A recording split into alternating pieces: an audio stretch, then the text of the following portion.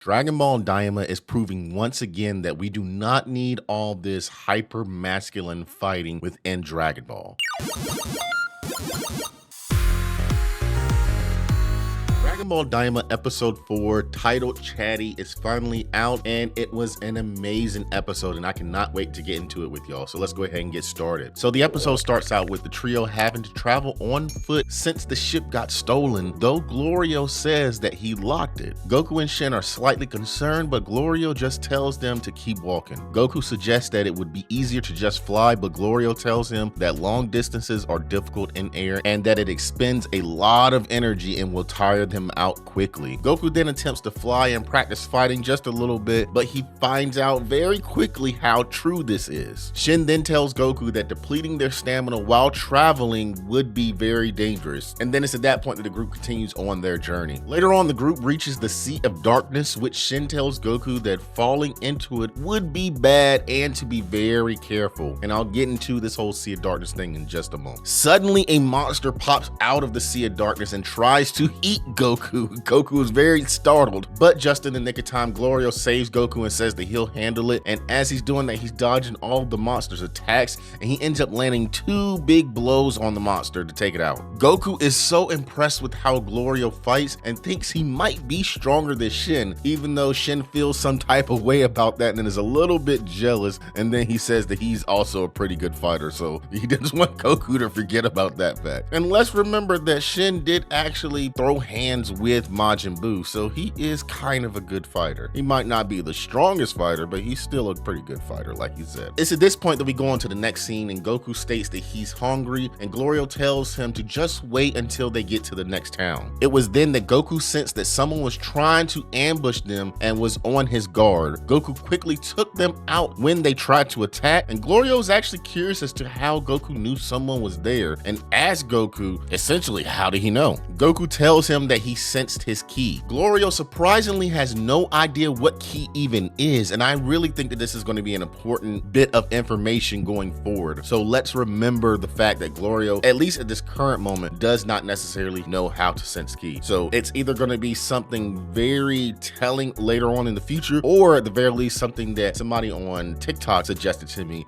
is the fact that this means that Goku is going to be slowly training Glorio. I'm still leaning on the fact that Glorio has something to hide, but we shall see. But back to the moment, Shin then tells Glorio what ki is and how Goku is able to actually sense it. As we go on to the next scene, the group walks up on some form of building, which they deduce that it's probably a shop, which Goku is happy that he can finally eat. We all know that this man is always hungry. It's at that point that they start waiting at their table, and then the waiter comes out of nowhere and startles Goku and just hands them their food. Goku starts to enjoy the lizard that's in front of him and says that it's really good, but he's disgusted by what's seemingly the Demon Realm's version of boba. And I say that it's boba because it literally looked like boba. It looked like the little boba balls or whatever they call them, or like eyeballs or whatnot. So Goku eating boba, or drinking boba if you will, is kind of crazy. Shin then asks Glorio, does he have a plan to get another plane? So Glorio asks the waiter, who brings out her husband. Glorio asks him if he has any planes for sale, and the old man, who's hard of hearing, says he doesn't have anything that valuable, but he can sell them a sky seed for 8,000 dokuro, which is obviously their currency, and it's going to have a distance of about 120 kilometers for the 3 of them. It's at that point that Glorio starts bartering with them, and he says it's a bit pricey and that he'll go somewhere else, but the old man gets very flustered and knocks it down to 5,000. So I thought that was pretty funny. While all that is happening, Goku and Shin explore the shop and find what they think is candy. Now, keep this entire scene in mind because it's going to be very, very important later on in the series. The wife of the shop owner then tells them that the candy that they see is actually known as a revive bug, and it's a kind of medibug that'll restore stamina. Goku says that it's very similar to the sensu beans. Shin marvels at the sheer assortment of medibugs she has, and she tells him that she's got most of the different types that can be found in the area. Some of them are for headaches, some of them are for burns, and even some are for making your skin silky smooth. So she's got literally a wide variety of them. And then Shin notices a different medibug he actually actually asks her what this one is, and she tells him that it's a join bug, which if two halves are fed to two different people, they will fuse together for a while, making them stronger. And then obviously Goku asks Glorio to buy some bugs, and obviously he obliges. So like I said, this whole scene needs to be remembered, especially the part about the join bug. I think that's going to be very important in the future, whether that's how Shin and Kibito end up refusing later on, or if we get a whole new fusion between Goku and Vegeta. And yes, this will not be Vegeta or Gogeta. This will be a completely new fusion, because remember, Vegeta is specifically the fusion of Goku and Vegeta for the Potara earrings, and Gogeta is specifically the fusion of Goku and Vegeta during the fusion dance. So this will be an entirely new fusion with a whole new name. That's if they actually fuse and it's not safe for somebody else. So then we head outside, and the group is following the old man to where the Sky Seed is. Shin is not sure what a Sky Seed is, and then the old man pops out and gives them a bit of a show while they wait for the Sky Seed to arrive. Then the wife walks up bringing the Sky Seed, and Glorio explains to Shin that it's a seed of the Great Fiend Flower. They're then directed to hop onto the Sky Seed while Shin is wondering how it works, and the lady tells them to hold on and keep their heads down. As the old man removes the tail of the Sky Seed, the thing just takes off at a rapid speed. Obviously, Glorio's the only one that's actually calm and collected, and Goku and Shin are there panicking half the time. But when things finally settle down, they're all enjoying the scenery, and then Shin asks Glorio how he's driving the Sky Seed, and he simply says that he's not. Shin is understandably shaken by this fact and that they'll eventually crash, but Glorio tells them they just need to jump off before it crashes. Now, this is what I was talking about as far as the Sea of Darkness, because the trio actually jump off the Sky Seed right before it falls into the Sea of Darkness. In my head, as I was watching the episode, I was kind of thinking, what was the point of the Sky Seed if they're just going to be right back at the Sea of Darkness? But I had to just take a step back and think maybe the Sea of Darkness, especially how it looks, it could just wrap around most of the third demon world, and that they were at another part of the Sea of Darkness. So hopefully that was the case, and it wasn't just the fact of the matter that they just really didn't even go anywhere. So once they land, Shin asks, since they've gained some distance with the Sky Seed, how much further are they going to go to get to the castle? Glorio says that it's only about a half a day's journey, and then at that point Goku suggests to just fly the rest of the way since he has the revive bugs, and if they happen to run out of stamina, they can just use the bugs. But Glorio and Shin tell him that they do not like bugs, which I thought was pretty funny. So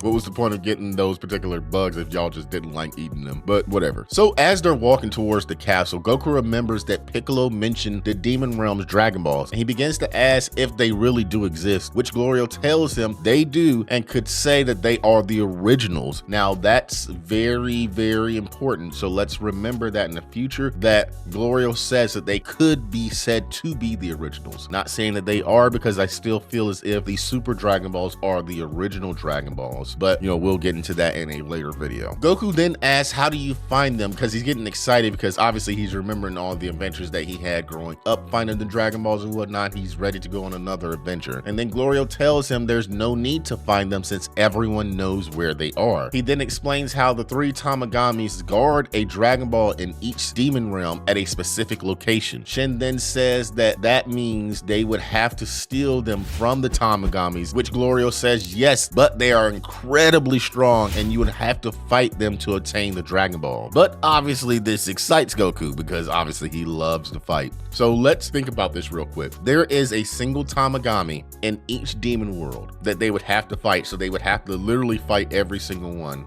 to get these Dragon Balls. Again, I think that's pretty dope, and hopefully we do get to see that, or at least some form of it in the future. So yeah, Goku then says that he really wants to gather all 3 Dragon Balls, but Glorio tells him as far as he knows that no one has ever gathered all 3 and had a wish granted, which makes Goku just want to try even more. Shin reminds Goku of their goal here in the demon realm, and Goku wonders how far the nearest Tamagami is. And remember, their goal is to actually go there and rescue Dende. That was the whole point of them going to the demon realm in the first place. So Glorio tells Goku that the nearest Tamagami is actually in the opposite direction of where they came from through Warp Sama, which is literally so far away at this point. So Goku starts to think, which obviously is not something that he normally does unless it's with fighting. And he says that if they gather the Dragon Balls while rescuing Dende, they can just wish to be adults again. It's at that point Glorio asks Goku, so what if Dende is killed or they can't find him? And as Goku is thinking about that whole scenario, Glorio suggests for them them to gather the Dragon Balls and use the Demon Realms balls to rescue Dende, and then go back to Earth and use the Earth's balls to turn back into adults. At that point, Goku gets excited, but Shin is still very untrusting of Glorio. They stand there and just stare at each other, which I thought was very telling. Again, I genuinely feel Glorio is hiding something. Whether or not he'll still be a quote-unquote good person or he's secretly evil is still yet to be seen. So during the next scene, Goku uses the power pole to see how far the next town is. And it's at that point that they actually head towards the next town, because they actually,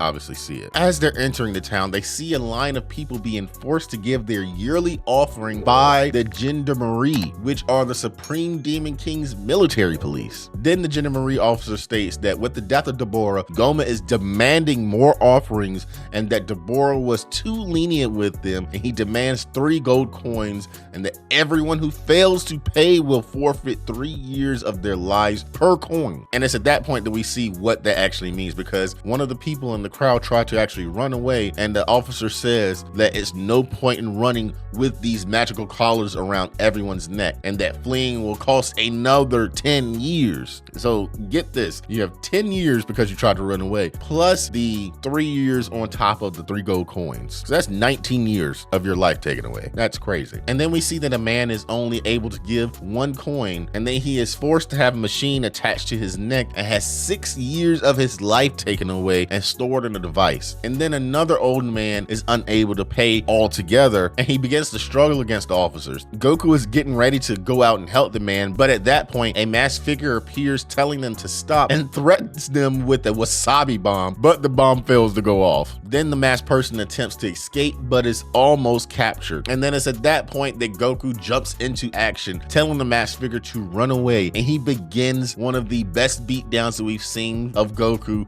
in quite some time. Honestly, I feel as if this one was better than the bar fight, but obviously the bar fight was very iconic. But yes, Goku put hands on these military police. He put in work, and it's mainly due to the power pole. Obviously, Goku doesn't need the power pole, as you saw with the bar fight, but he used the power pole to his advantage, and I love seeing the power pole in action again. And it's the fact that he literally takes out almost the entire squadron of the military police. So after Goku finishes his beatdown of the military police, it's at that point that he realizes that he's gone a little bit too far, and he tries to escape the remaining officers with Shin and Glorio. So once outside of the town, when they feel as if it is safe, Glorio tells Goku that he is now a fugitive. But it's at that point that the masked person that Goku told to get out of there actually pops up on them and reveals themselves and takes off her mask. So yes, next episode we're gonna actually get to see who that masked person is. And that's pretty much the end of the episode, y'all. I thoroughly enjoyed this episode. I felt like there was a good amount of lore drops, especially with the Medibugs, getting to see the Gendarmerie, the Demon King's military police, and how forcefully Goma is with his people. I definitely enjoyed this episode, especially the bits of action that we got, especially towards the end with Goku and the power pole. But in the comment section, let me know how you enjoyed this episode. Let me know how you're enjoying Dragon Ball Daima as a whole and what you look forward to. So if you enjoyed this review, please go ahead and leave a like and share this video out to all your friends, and then subscribe to me and ring the bell to receive notifications, so that way you know every time I happen to upload a new video. And with that being said, y'all, I will catch y'all in the next Dragon Ball Daima review, so y'all continue to have a great rest of your day. Peace.